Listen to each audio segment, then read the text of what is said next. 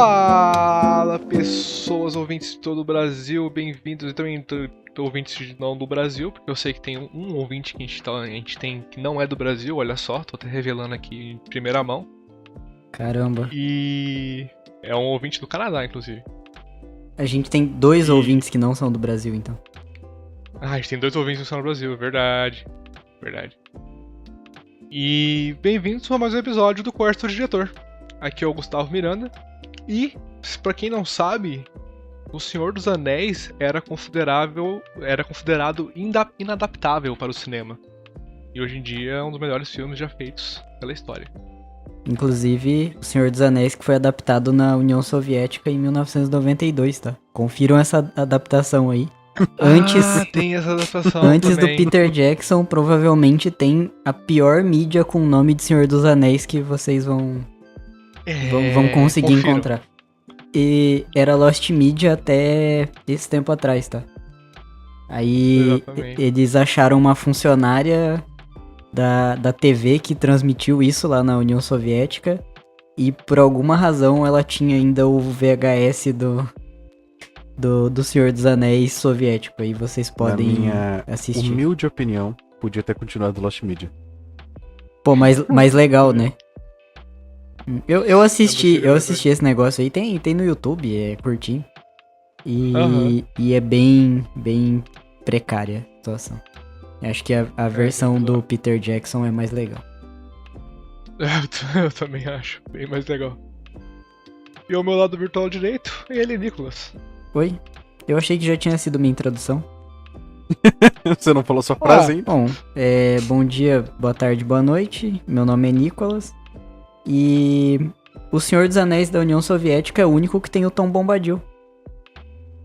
Caralho, Olha só. Aí, olha só. Pelo olha menos só. em alguma coisa ele consegue ser único. Eles acertaram, As né? demais adaptações ele não apareceu. Entendi. Ok, foda, legal. Pô, legal. mais um Agora motivo, eu acho que... mais um motivo de por que esse negócio é tosco, né? é. Pô, na pegaram um série personagem da que menos Prime. valia a pena adaptar e colocaram na série. Sim, na série da Prime agora apareceu ele também. Mas a série da Prime é ridículo, assim. A série da Prime é entretenimento, a trilogia do Peter Jackson é arte. Veja o Exatamente. padrão, né? Veja o padrão. As adaptações que tem o Tom Bombadil costumam ser meio abaixo. Eu acho que... Eu acho que esse é o problema todo, né? É o Tom Bombadil, tadinho. E ao meu lado esquerdo virtual, ele, Gabriel Gomes. Saudações lindezas, eu sou o Gomes, e já que a gente tá nesse clima Senhor dos Anéis, o Silmarillion do Tolkien, o grande professor Tolkien, eu acho que ele é inadaptável. Olha, Pelo menos pra tô- filme. Pra filme eu acho que ele é inadaptável.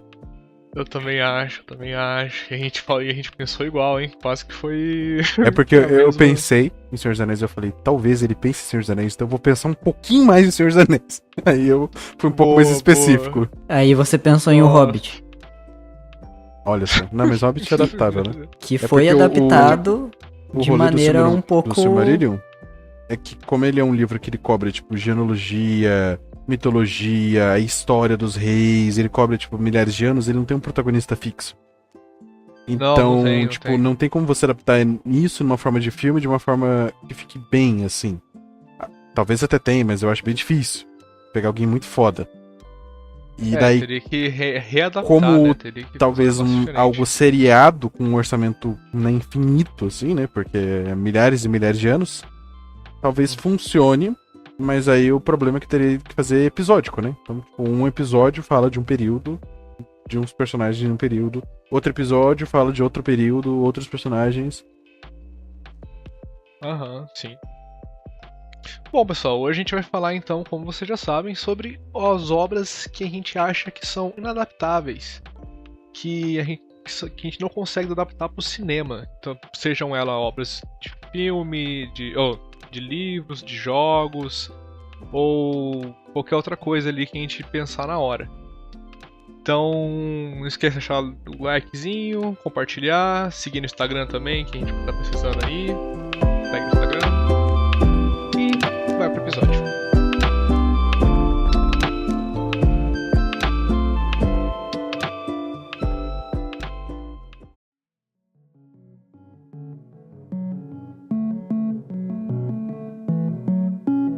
Eu acho que a gente tinha que começar explicando o que conceitualmente é uma adaptação impossível, né?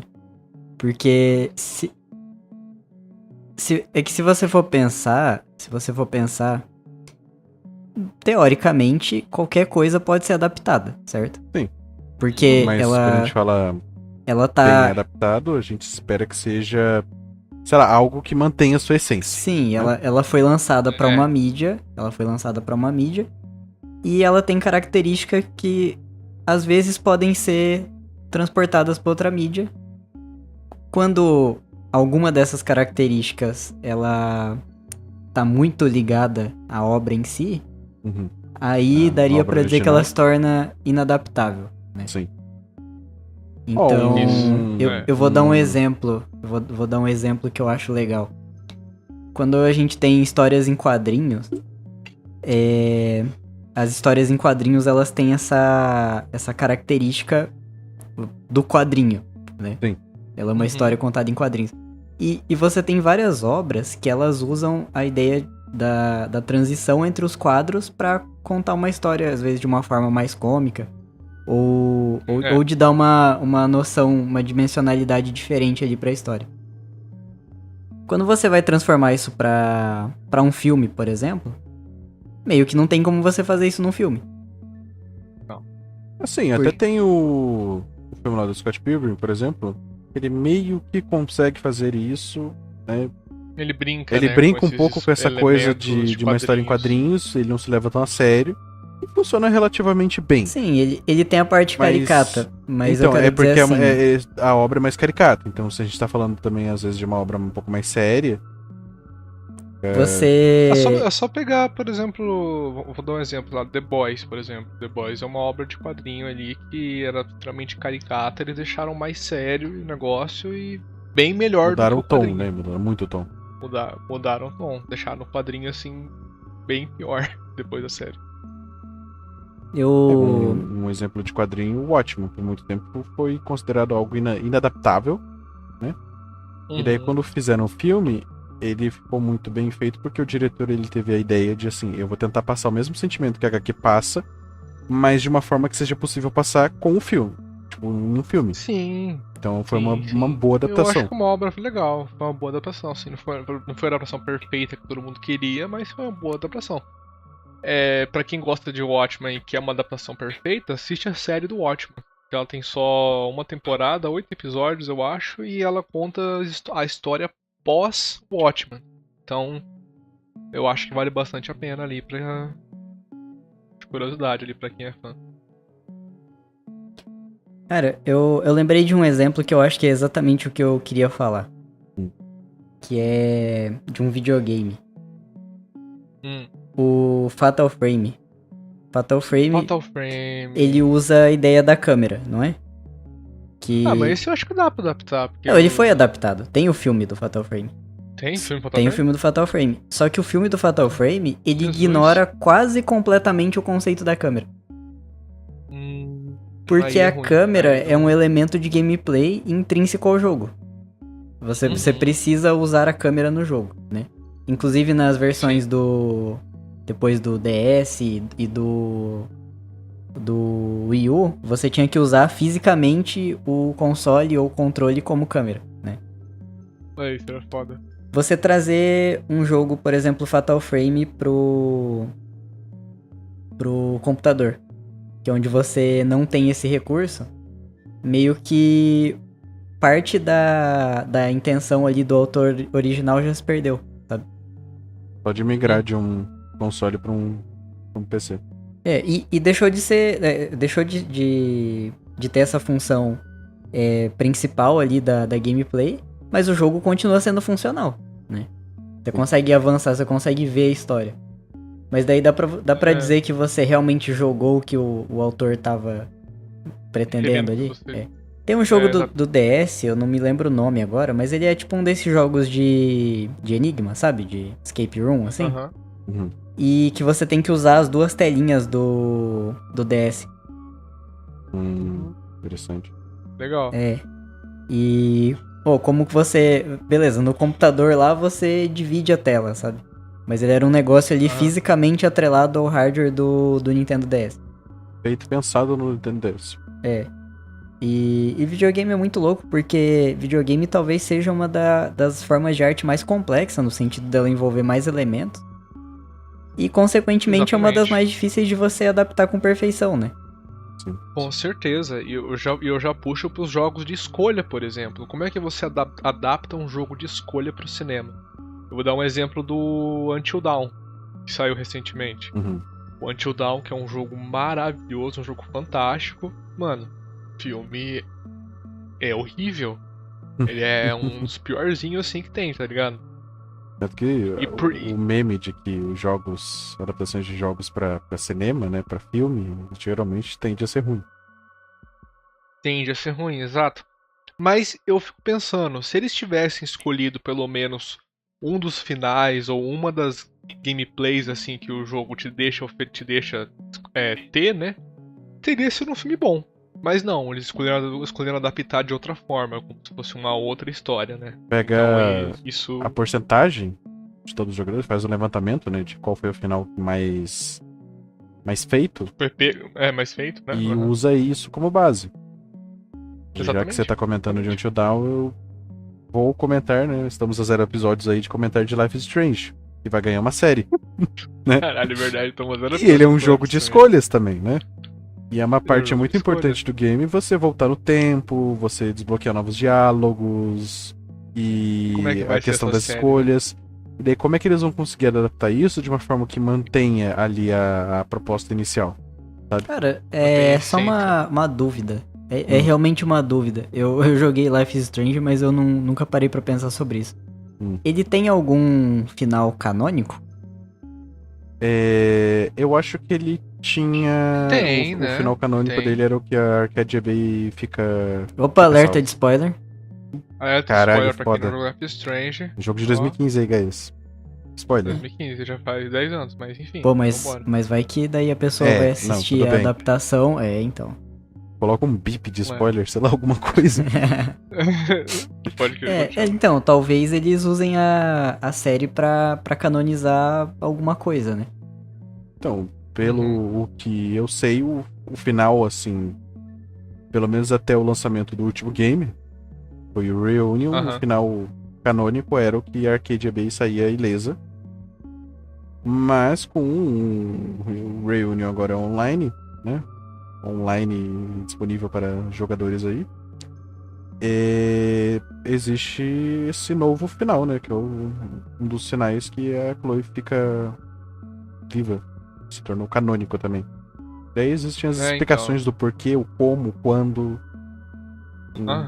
Tem que jogar o game pra... eu acho que esse problema não é um problema. Essa característica do videogame de te forçar uma vulnerabilidade pra você ter uma interação na gameplay, né? Seja uma escolha ou um combate obrigatório, igual no caso do Fatal Frame, é o que deixa ele particularmente difícil de adaptar pro cinema, sabe? Sim. Porque no cinema as coisas elas precisam fluir de uma forma completamente diferente de um jogo. É uma outra forma de adaptar as coisas. Sim. E como a gente está citando coisas que são especificamente feitas e pensadas com mecânicas que são tão intrínsecas àquela plataforma, que para você adaptar para uma nova plataforma, um novo jeito, é muito difícil. Né? Um exemplo que eu pensei é, por exemplo, o livro lá do Grande Sertão Veredas. Ele é um livro contando a história de um grande monólogo ininterrupto do Jagunço Riobaldo. Daí, qual que é a pira dessa obra? É que vai contando a jornada pelo sertão brasileiro, mas no rolê linguístico do Guimarães Rosa, né? Usando síntese regional, neologismo, fluidez de pensamento e papapá. Aí, tipo assim, como que uma obra que ela é tão pautada na escrita, ela vai ser adaptada? Sabe? Como que é algo que foi feito e pensado para ser tão na escrita, ela vai conseguir ser adaptada pro audiovisual? Difícil, né? Cara, e no caso de livros, talvez seja a mídia que... Acho que depois do Mas tem videogame... adaptação. Então, é a mídia que tem mais adaptação e é uma mídia que ela também te dá muita liberdade, né? Sim. Então, por exemplo, às vezes um livro ele vai usar a própria diagramação das páginas pra causar alguma sensação no leitor. Sim, sabe? sim. Com certeza. Às vezes ele pode usar uma dobradura no meio do livro. Uhum. Uma coisa ali que você tem que ver fisicamente no livro. E daí tem esse problema de transição de não só de mídia, mas até de meio de distribuição, porque um livro digital você pode já não ter a mesma perspectiva, né? Sim. Com certeza. E que quando você vai pra uma mídia igual ao cinema, você às vezes vai ter que transformar isso num voice over, sabe? O ator ele vai ter que falar como se ele estivesse lendo um trecho ali. O que eu particularmente acho que desrespeita um pouco a característica principal do cinema, que é o visual, né? A imagem. Você exteriorizar isso em forma de ações. Uhum. Vou dar um exemplo simples. Quando a gente tá jogando Life is Strange, o primeiro, tem uma coisa muito legal. Todos os Life is Strange acho que tiveram essa coisa, mas o que eu acho que foi mais bem feito foi no primeiro jogo. Que é o rolê da Max ter um diário. Daí ela vai escrevendo nesse diário, tipo, as coisas. É bem legal mesmo. E daí ela vai desenhando no diário, ela vai comentando sobre o que tá acontecendo na rotina dela, tipo, os pensamentos dela. E, pô, isso causa uma sensação de proximidade com a personagem. Daí, tipo assim, como que você vai adaptar isso pra uma série, pra um filme? Saca? É muito difícil. Não, você vai perder esse elemento. Esse elemento você já perdeu. Exatamente. Né? Não, então, não tem como a gente colocar. Complicado adaptar. Assim, é complicado.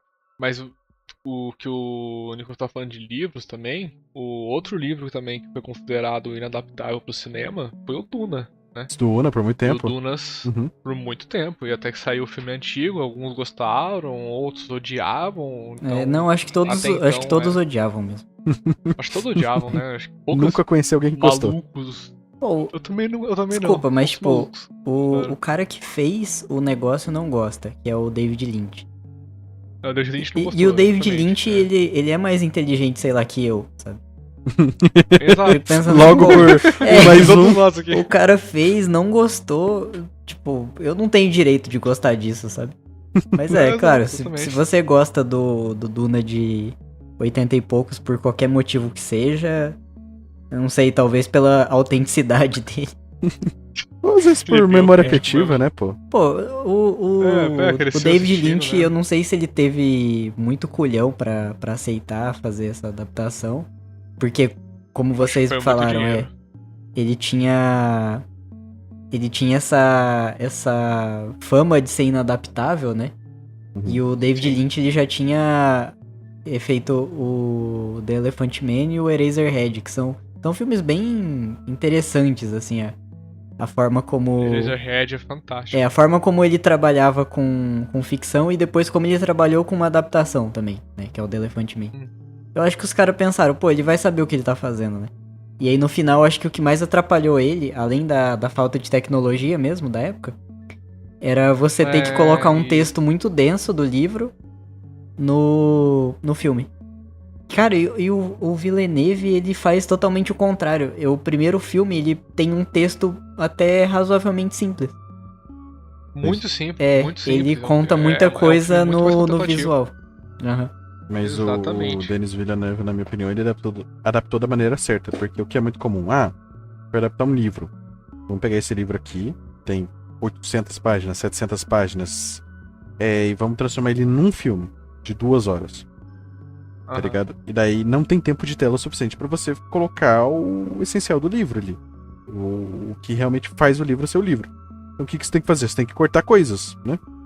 Todas as adaptações de livros sofrem em alguma instância com esse defeito. E daí ele teve a cara de falar, mano, vamos fazer o primeiro livro, vamos adaptar em 2 filmes de 3 horas, tá ligado? Aí vai dar tempo de colocar ali o mais importante. E deu certo. Então. Eu acho que o Villeneuve, ele conseguiu realmente trazer a essência de Duna, deixando algumas coisas pra trás, né? Porque tem umas coisas também que ele não adapta. Ele conseguiu trazer a essência de Duna até no segundo filme ainda mais, né? Porque o segundo filme ele é diferente do primeiro, é mais focado em falas, em ações dos personagens e tudo mais, ele é menos contemplativo. Pô, eu sei que vocês não gostam quando eu falo de política, mas eu acho que Duna tá ficando cada vez mais atual aí, né? Ah, com certeza. Pô, conflito no Irã, sei, né? É só uma opinião aqui. Não, mas com certeza. E Duna também, agora com o terceiro filme, a galera vai perceber que Star Wars é uma cópia de Duna. Sim.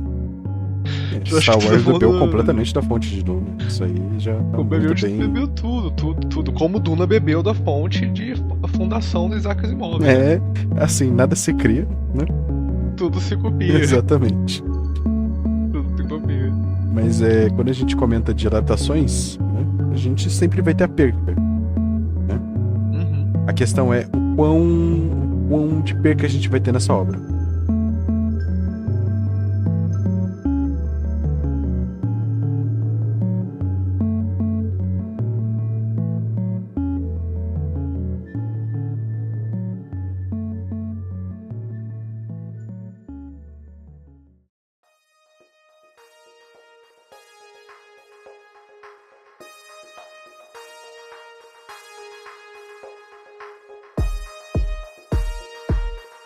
Posso dar um exemplo aqui?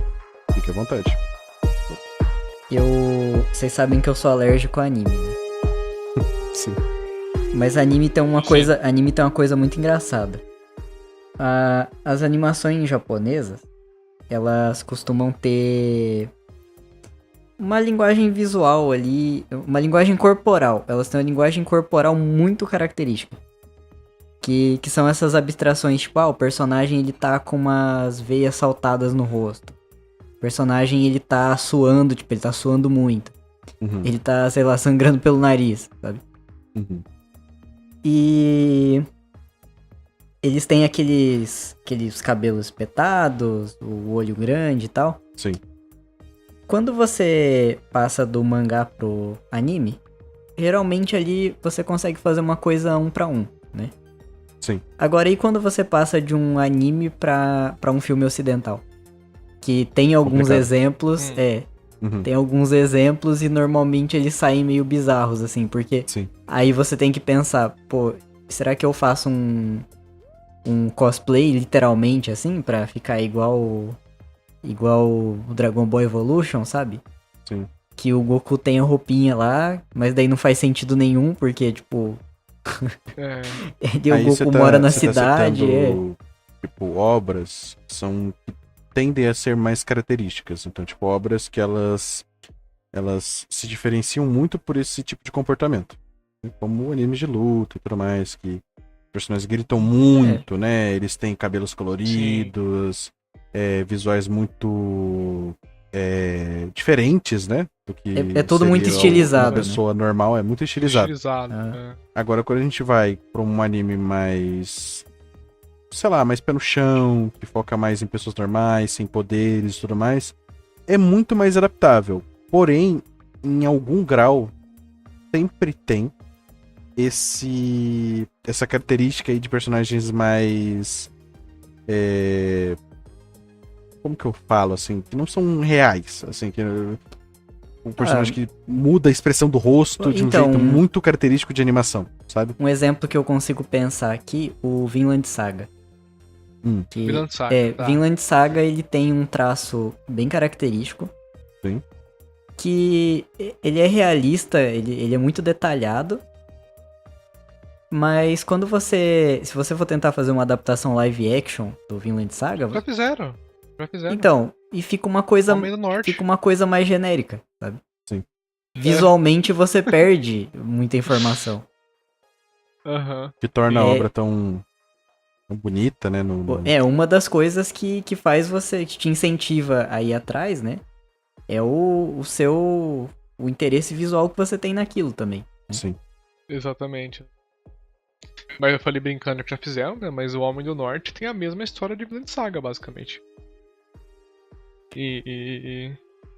Eu gosto. acho um filmaço. Eu nunca vi o anime, que eu sou alérgico, né? Eu só. Qual? sim. O Vinland O Saga? Vinland Saga, Eu li o Muito mangá. o mangá é interessante, você pensa em caramba, tipo, os vikings eles são seres humanos também.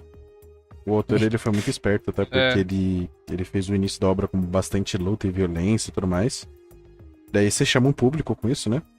Uhum. Aí, na segunda, eu assisti só o anime, eu não li o mangá. Aí na segunda temporada é tipo assim, filosofia. Toma na sua cara, filosofia, filosofia. Não vai ter lutinha, tá ligado? Aí, tanto que eu vi muita gente reclamando da segunda temporada justamente por isso. Ah, cadê as lutinhas? Eu via pelas lutinhas. Então, meu irmão, se você não quer apreciar uma obra foda... Por tá completo, ligado? né? Por completo... Então, vai lá assistir seu Solo Leveling, que lá você vai ter lutinha garantida e não tem história. Tem história. Só o Leveling é isso, só lutinha. Imagina um live action de JoJo's Bizarre Adventure. É. Nossa, para. Os atores, Imagina assim, um live os atores fazendo as de poses, Metal assim. Gear. Tem um rolê Metal Gear Solid. que também eu gosto Cara, de pensar, que tipo, nem toda obra precisa ter live action. Não, Uhum. eu Tipo, acho que a maioria das obras estariam bem sem, na verdade. Porque só pra umas obras mais específicas que talvez consiga funcionar como live action sem perder tanto da essência do original, ou enfim, da adaptação, que é o anime. Porque quando a gente fala de mangá pra anime, a adaptação de 1 pra 1 é muito mais fácil. Né? Você vai pegar o quadro que já tem no mangá e você vai transformar numa animação mais fluida ali. Agora, Coloca um prompt transformar isso pra pro Gemini ali, live né? action é muito mais complicado, velho. Vou trazer uma pergunta pra vocês. O que vocês acham das adaptações que vão sair agora do Street Fighter novo e do Mortal Kombat? Eu acho que eu nem quero ver.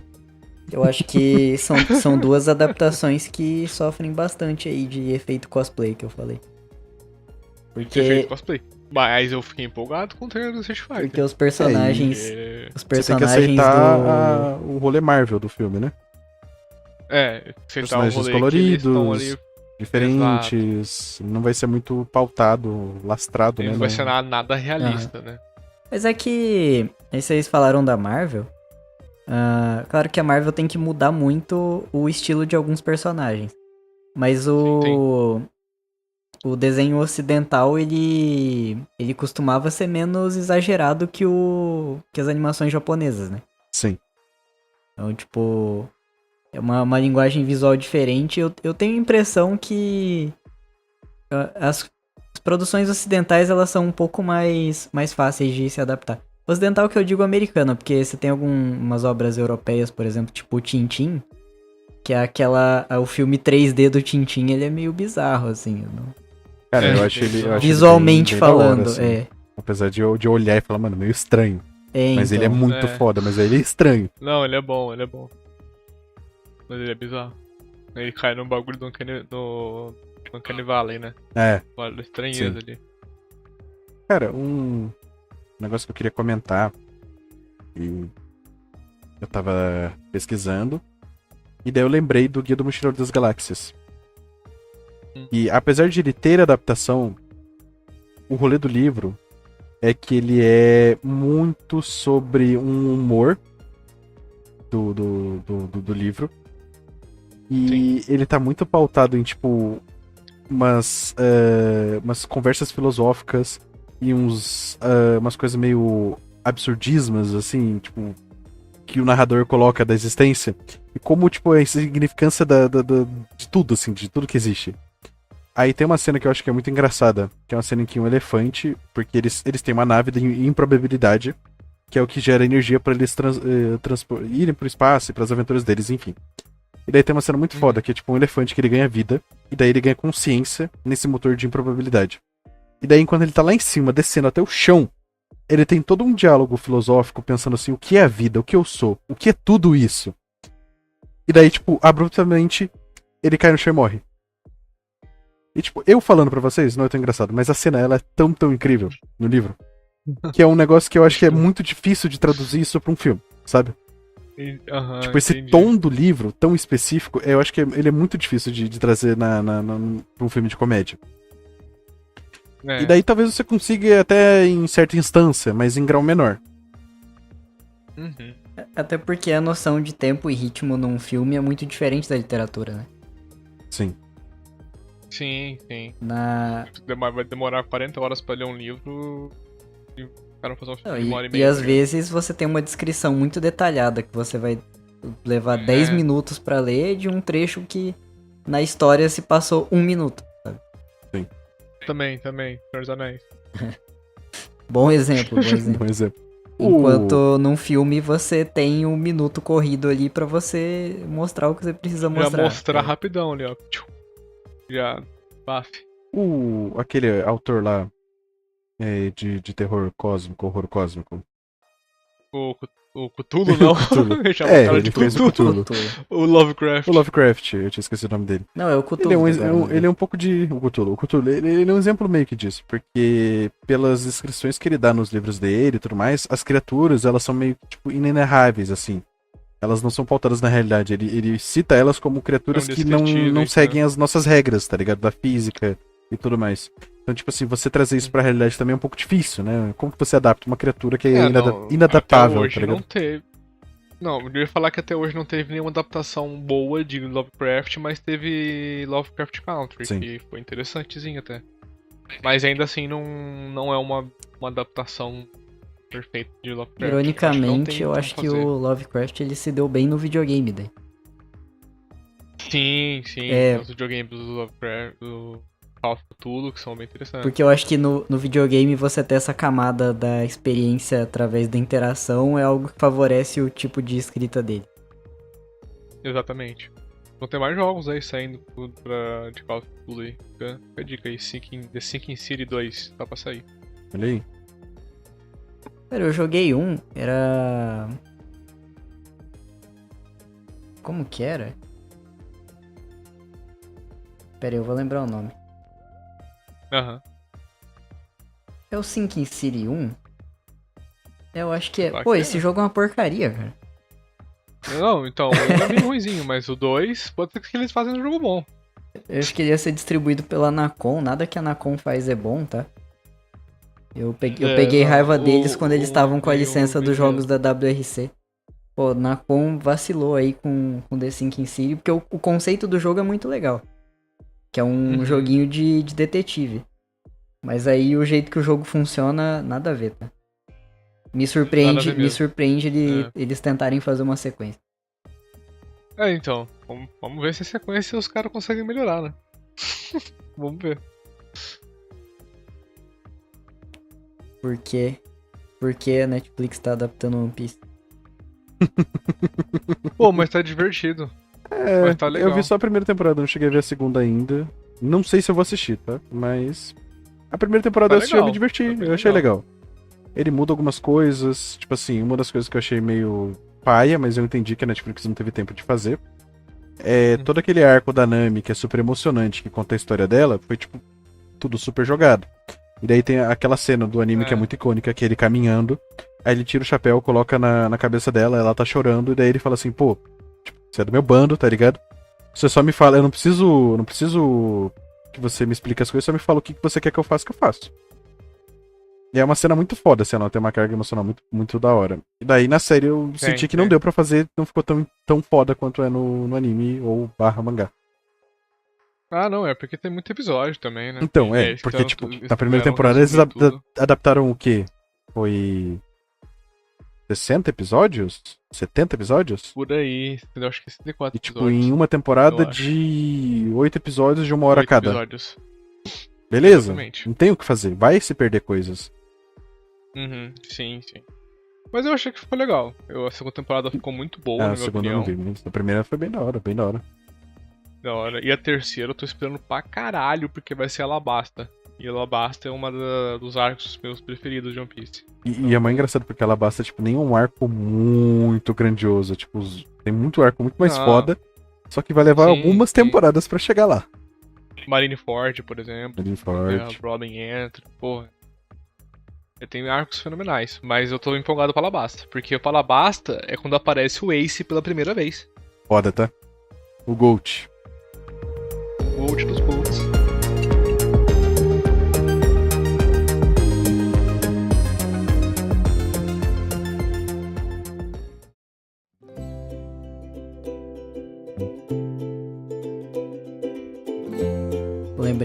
Lembrei de um exemplo que eu já citei aqui.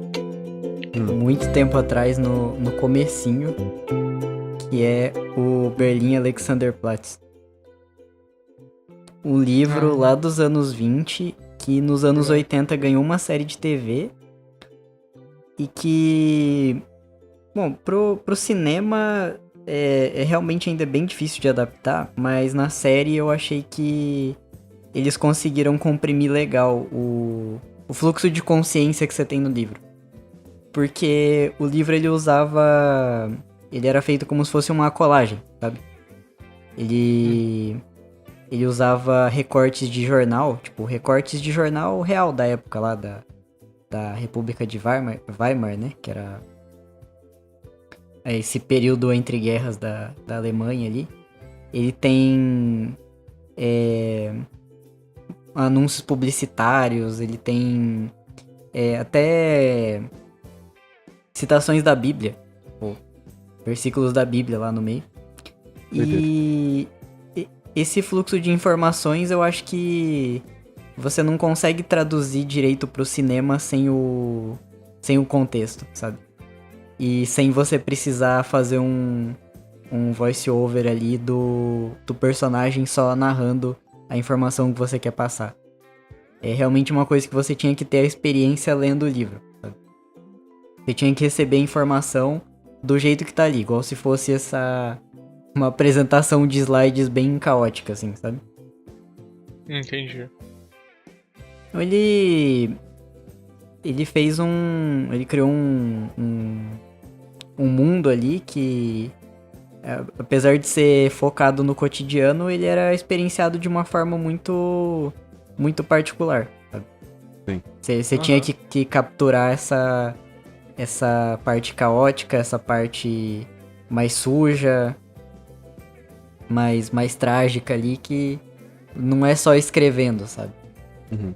É você colocando uma matéria de jornal real da época. Você ia ter essa experiência, e daí no cinema isso era muito, muito difícil de se fazer. Afinal, a série ela é relativamente curta, se não me engano ela tem 14 episódios. Pouquinho. Cara, sabe o que eu tava pensando? Um filme polêmico aí. Mas que foi adaptado, que ele é um clássico, mas que eu não acho que ele foi, vamos lá, bem adaptado. E é Laranja Mecânica. Resident Evil. É um Laranja Cara, Mecânica. Resident Evil, nossa. Porque Cara, o filme do Laranja Mecânica, ele é um ótimo filme, um excelente filme. Mas no livro, no original, ele tem aquele dialeto, né, aquela língua específica do livro, que é o Natsat lá. Aí você não consegue traduzir isso pra um filme, tá ligado? Porque você tem que aprender ele enquanto você lê. Tipo, faz parte da experiência você ler o livro. eu acho que é uma obra à parte. Eu acho que nem dá pra dizer muito que é uma adaptação, sabe? O Kubrick, ele tem várias adaptações, né? Uhum. Então, ele adaptou a Laranja Mecânica, ele adaptou Barry Lyndon, ele adaptou... Barry Lyndon? Ele adaptou Lolita, também livro bem polêmico. Sim. É verdade. O Lolita, a nível de curiosidade, quando ele foi lançado, o autor, nenhuma editora queria publicar ele, e daí ele teve que ir pra editoras que publicavam livros de sacanagem, de história erótica e tudo mais. Daí só assim ele conseguiu ser publicado. Hoje em dia estaria na primeira página da Amazon, antes de você pensar em outra coisa. Caralho, foda. Então, o Kubrick, ele tinha o jeito dele de adaptar, sabe? Sim. Ele tava do jeitinho dele. Ele pegava os conceitos da história, mas ele realmente construía um filme do zero em cima daquilo. Interessante. Tanto que é um filme que eu acho que é muito foda. Lembrei de um outro exemplo, que é o Lane, Serial Experiments Lane. Que na verdade foi... ele foi concebido como um videogame, né?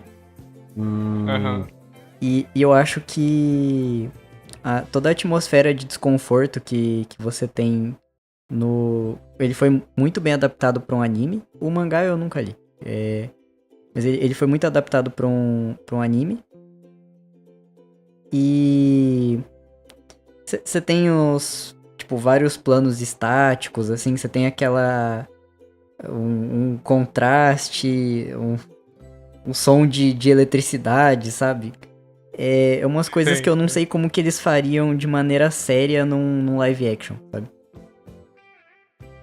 Uma coisa que eu achei que assim, era inadaptável para cinemas, por exemplo, também, que tá acontecendo, vai acontecer agora mês que vem, é o Backrooms, né? Filme do Backrooms.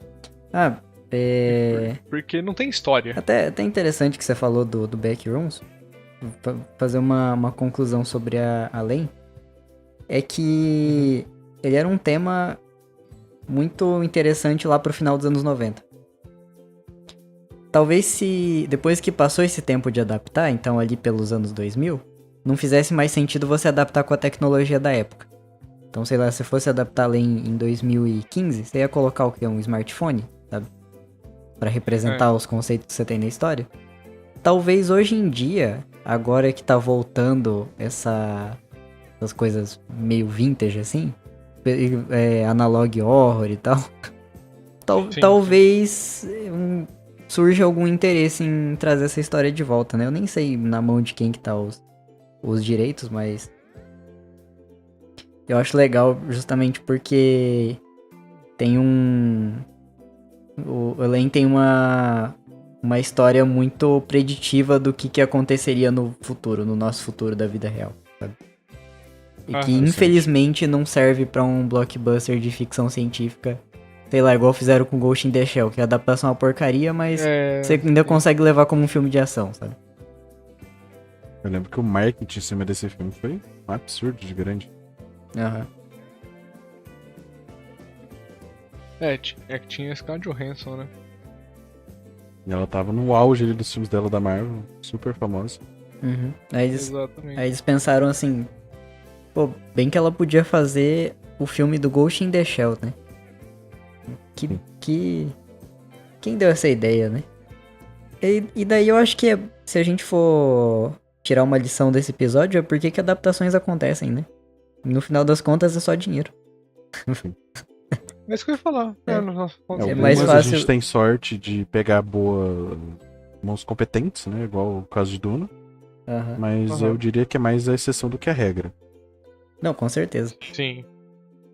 Cara, existem adaptações que são Crepúsculo. muito legais, assim. Um exemplo disso é o primeiro livro que o John Green escreveu, que é o Looking for Alaska, teve uma adaptação de série pela Hulu. E eu acho que a adaptação ela melhorou muito o original, assim. Ela tirou uns problemas que tinham no livro e tudo mais, e ela melhora. Mas, assim, não é sempre que isso acontece, né? A própria adaptação que tá saindo agora, do Invincible, né? O pessoal tá criticando bastante. O pessoal tá criticando, mas é uma adaptação melhor do que os quadrinhos, ainda assim. É que os quadrinhos de Invincible, e eu sinto isso com os quadrinhos de Invincible, com os quadrinhos de The Boys, eles são muito quadrinhos, né? Sim. Então as coisas que acontecem lá é muito maluco, assim, é muito doido. Acontecem cenas muito grotescas, muito gigantes, eventos muito, sei lá, importantes.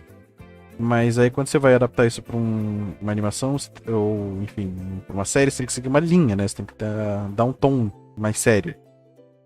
Sim. Ou não também, mas enfim. No geral, tem que dar um tom mais sério pra... Assim, eu tô gostando de Invincible. O que me atrapalha nele é o protagonista ter um poder absurdo e não demonstrar isso nunca. Então. Isso me atrapalha um pouquinho. Sabe uma coisa que aconteceu nessa temporada? Foi interessante. Spoiler. A partir daqui vai ter um spoilerzinho. Mas quando o Nolan tá com o Alien. Aham. Dublado pelo Seth Rogen. A gente vai comentar isso toda vez, eu acho incrível.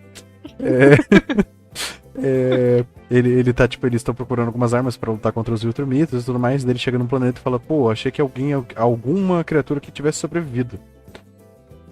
Aí o Alien pergunta assim, ué, mas... O Alien, né, pergunta assim, mas o que você fez? Ele falou assim, eu empurrei o planeta pra alguns centímetros pra fora da órbita, e daí ele ficou mais próximo do Sol.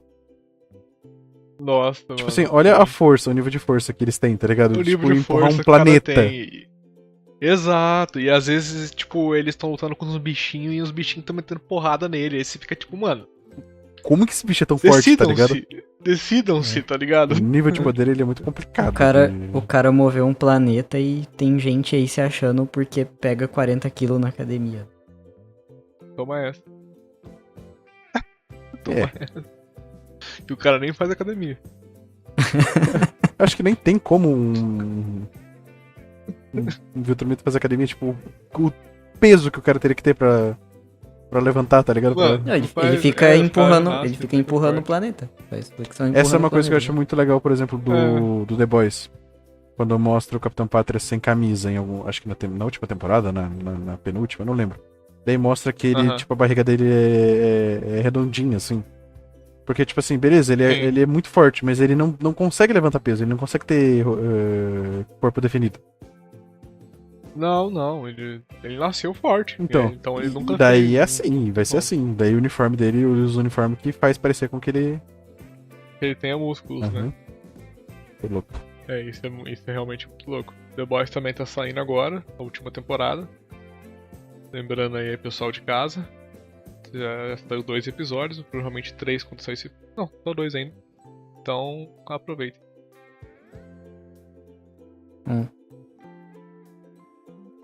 A gente falou de Stanley Kubrick. E a gente esqueceu de falar que o Stephen King odeia a adaptação de O Iluminado. É verdade, sim, eu É tenho um Iluminado. grande clássico do cinema, né? Sim, pra caralho. Provavelmente Ele não hoje em gosta de dia é muita mais coisa. famoso que o livro, né? Uhum. Sim, bem mais. Tá, teve a continuação, né, Dr. Sono depois. É que não é... Eu acho que não combina com o estilo de direção do Kubrick uma história igual a do Iluminado. E daí por isso que ele teve que mudar muito a atmosfera do livro. No final, aconteceu tipo igual a Laranja Mecânica, é uma coisa diferente. Tem adaptações que são a mesma coisa, tem adaptações que são obras complementares e tem adaptações que são só diferentes. Sim.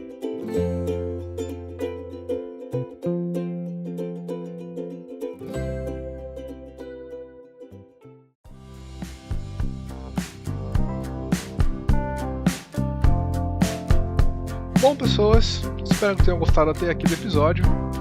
Não esquece de deixar um comentáriozinho aí se você quiser.